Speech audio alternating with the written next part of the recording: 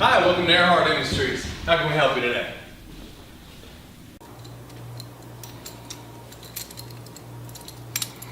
So, this week I kind of hurt my hand. I don't know what I did, but it's swollen and I can't really bend it. Maybe I angrily punched something, I don't know. So, we're gonna go ahead and take this into an interview I did for Grind Hustle Bill with my homie Ethan, who I used to rap with. His name was Israel the King.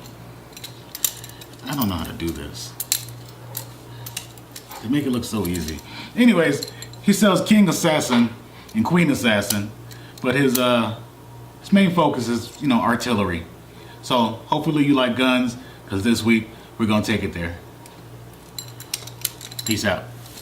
Thanks for sticking around, guys. This is the end of January. I'll see you next month. If you want the red band where we talk more about the guns rather than just the aspect of business, stick around, watch part 2. Chug Soup Production. Yeah.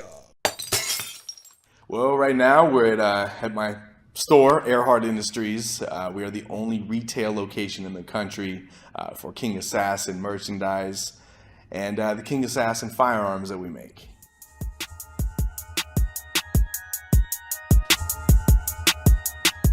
It's been a few years developing these, and while I was training a bunch of officers on their weapons and things they were using, I just brought these with me. And after a few times of being out there, they said, hey, can we check these guns out? What do they do? So started playing around with them, showed them how they work and whatnot, and we kind of went from there.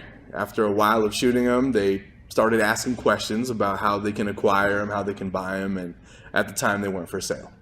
They were something that I was making for myself. So it was one of those things. Just fell in place. Yeah, it fell in place. A lot of people heard it and they were like, wow, that sounds kind of cool. We opened our doors to the public April 2017, and we've since become a defense contractor. We're on the government vendor list. It took us quite a bit of work, but we've been manufacturing weapons for a while, testing them out, getting them to where they need to be, and placing them in the hands of the people that would use them for work, like law enforcement, military officials, and so forth. Aside from that, getting to the store part was more of an ATF move.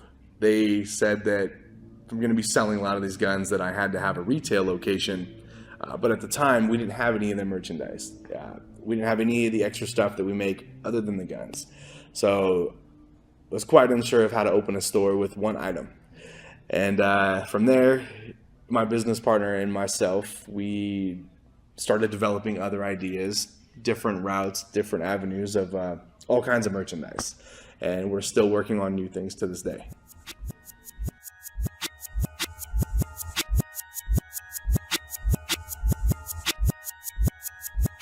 So we're now in the exclusive exchange room. We are the only place in the state of Nevada that has a ammo-free, monitored, secured room that is monitored audio and visually for your safety.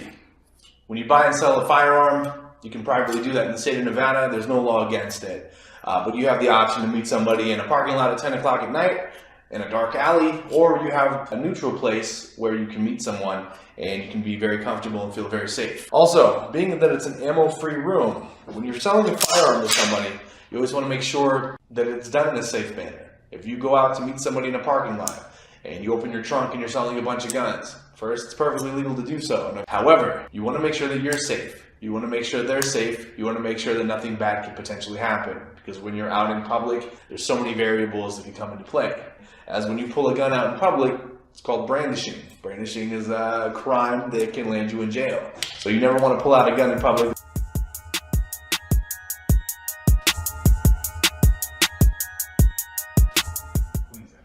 Queen Assassin. Well, it's a branch off of the King Assassin merchandise line. Basically, with the King Assassin stuff, it started with the weapons. It got into clothing. The reason it even got into clothing was we had a lot of people that couldn't legally be around guns, and still liked what the King Assassin creed was, what it meant, what it stood for, what it took to be a King Assassin. And a lot of them were bodybuilders, people who worked out, things like that, people who just went above and beyond and wanted the apparel to be able to display, what their lifestyle was. So it became a lifestyle brand. And we were approached shortly after by women. And they said, you know, we can't wear things that say King Assassin. And like the Marine that I am, I was like, why? And they said, because we're women. So we started working on the Queen Assassin line, started working on some athletic apparel, wine glasses, just a few different things here and there. We're working on some accessories for weapons, so you don't just have to paint a gun pink to make it a women's gun. It can actually have the Queen Assassin accessories on them, so they can individualize their weapons.